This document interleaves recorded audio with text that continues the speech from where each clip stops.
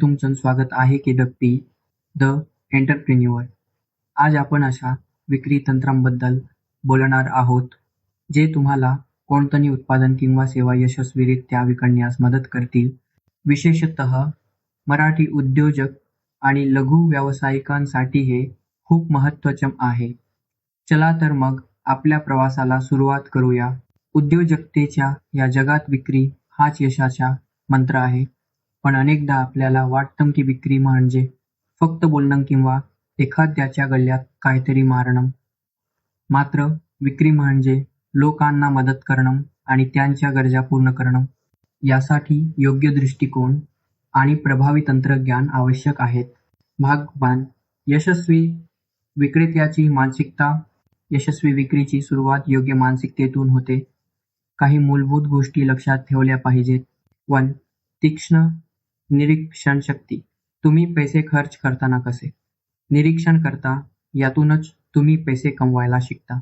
उदाहरणार्थ, पुढच्या वेळी तुम्ही कॉफी विकत घ्याल, तेव्हा नुसतं ती पिऊ नका. विचार करा, मी ही कॉफी का खरेदी करत आहे? इथे स्पर्धा आहे का? नाश्ता मिळतो का? कर्मचाऱ्यांची संख्या पुरेशी आहे का? ग्राहक कशामुळे आकर्षित होतात? या प्रत्येक प्रश्नात तुम्हाला व्यवसायाच्या नवीन संधी दिसतील. जगामध्ये पैशांची अजिबात कमतरता नाही. लोकांना फक्त ते कसे मिळवावे हे माहीत नसते. 2. नेटवर्कची ताकद. तुमच्या आजूबाजूला यशस्वी लोक असणं खूप महत्त्वाचं आहे.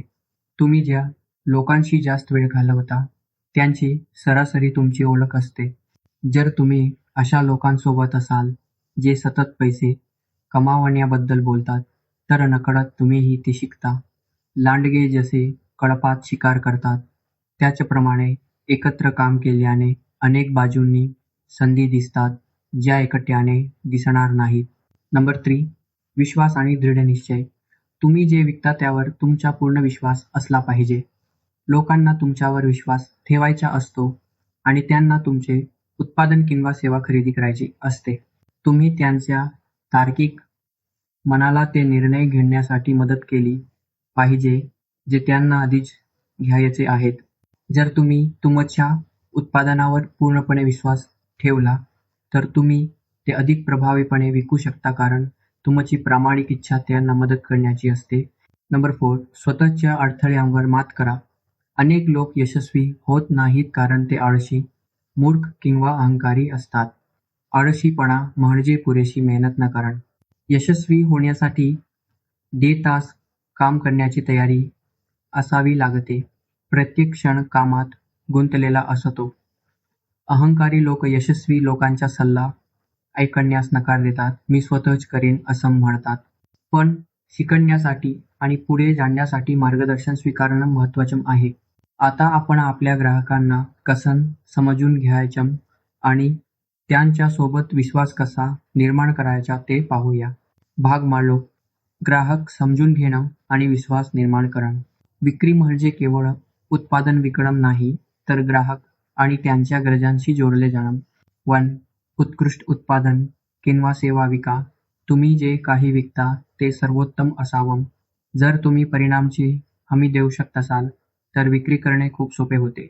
ग्राहकांसाठी वेळ वाचवणे, पैसे कमावून देणे किंवा पैसे वाचवणे यासारख्या परिणामांवर लक्ष केंद्रित करा. उत्पादन चांगलं नसेल तर सर्वात वाईट विक्रेताही पैसे कमवेल, पण वाईट उत्पादन असेल तर सर्वोत्तम विक्रेताही काही विकू शकणार नाही. 2. ग्राहकांच्या गरजा ओळखा. तुमच्या ग्राहकांना नेमकं काय हवं आहे हे समजून घेणं खूप महत्त्वाचं आहे. यासाठी सखोल प्रश्न विचारा. उदाहरणार्थ, तुम्ही आज इथे का आलात? तुमचं ध्येय काय आहे आणि ते तुमच्यासाठी का महत्त्वाचं आहे? तुम्ही यापूर्वी काय प्रयत्न केले आणि त्यांचे काय परिणाम झाले?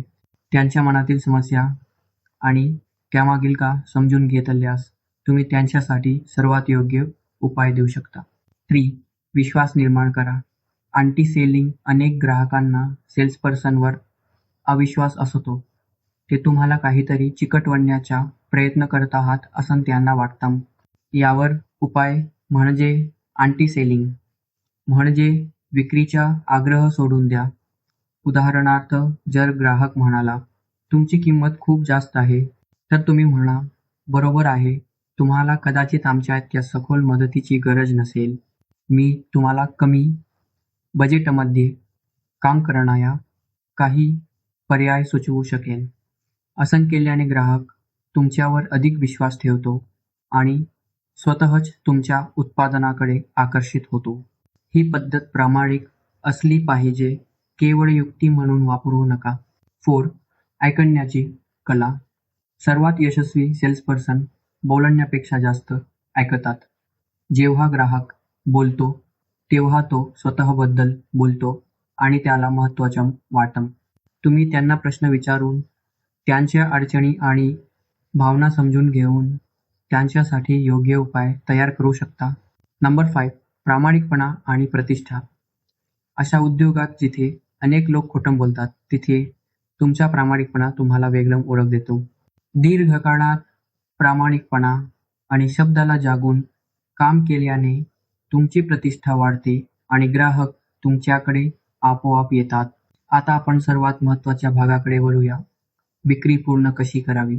विक्री पूर्ण करण्याचं कौशल्य. विक्री पूर्ण करणं म्हणजे ग्राहकांना त्यांच्यासाठी योग्य निर्णय घेण्यासाठी मदत करणं. 1. अडथळे आधीच दूर करा. किंमत सांगण्यापूर्वीच ग्राहकांच्या मनात येणारे संभाव्य अडथळे ओळखा आणि त्यांना दूर करा.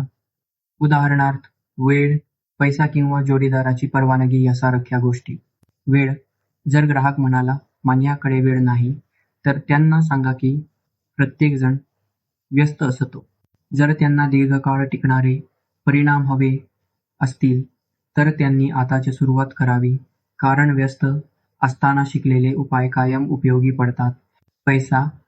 जर किंमत जास्त वाटली, तर त्यांना सांगा की जास्त वाटणं ही चांगली गोष्ट आहे, कारण यामुळे ते अधिक गंभीरपणे प्रयत्न करतील. तुम्ही नेहमीच पैसे कमवू शकता, पण वेळ परत येत नाही. निष्क्रियतेची किंमत किती आहे हे त्यांना समजावून सांगा. जोडीदार किंवा भागीदार. मला माझ्या जोडीदाराला विचारण्याची गरज आहे, असं जेव्हा ग्राहक म्हणतो, तेव्हा त्यांना विचारा की तुमचा जोडीदार सध्याच्या समस्यांबद्दल खुश आहे का? जर नसेल, तर त्या समस्येवर उपाय शोधण्याला ते का विरोध करतील? त्यांना परवानगी नको असते, समर्थन हवं असतं. 2. परिणाम विका, प्रक्रिया नाही. ग्राहकांना तुम्ही काय विकत आहात हे सांगण्याऐवजी त्यातून त्यांना कोणता अनुभव मिळेल किंवा त्यांचे जीवन कसे बदलेल हे सांगा. उदा. वजन कमी करण्याच्या कार्यक्रमात व्यायामाची प्रक्रिया किंवा कॅलरीज मोजण्याबद्दल न सांगता नवीन, ऊर्जावान आणि आत्मविश्वासपूर्ण जीवन कसं असेल यावर भर द्या. त्यांना त्यांच्या अंतिम ध्येयाचं स्वप्न दाखवा. 3. अडचणींवर मात करा आणि पुन्हा विचारा. जेव्हा ग्राहक मला विचार करायला वेळ हवा आहे असं म्हणतो, तेव्हा त्याला विचारा की त्याच्या मुख्य चिंता काय आहेत. माहिती गोळा करण्यासाठी वेळ लागत नाही, तर माहिती लागते. तुम्ही त्यांना आवश्यक असलेली माहिती देऊन त्वरित निर्णय घेण्यासाठी मदत करू शकता. अडचण दूर करा आणि पुन्हा विक्रीसाठी विचारा. जोपर्यंत समस्या सुटत नाही, तोपर्यंत पुन्हा पुन्हा विचारत राहा. नंबर 4. निर्णयाची पुष्टी करा. एकदा विक्री पूर्ण झाल्यावर ग्राहकाशी संबंध इथेच संपत नाही. त्यांना अभिनंदन करणारा एक वैयक्तिक व्हिडिओ पाठवा किंवा एक हस्तलिखित कार्ड पाठवा. खरेदी केल्यानंतर पहिल्या तासांत ग्राहक तुमच्या व्यवसायाबद्दल एक मत तयार करतात. या काळात त्यांना विशेष वाटल्यास ते दीर्घकाळ तुमच्या ग्राहक राहतील. तर मित्रांनो, आज आपण विक्रीच्या महत्त्वाच्या तत्त्वांबद्दल बोललो.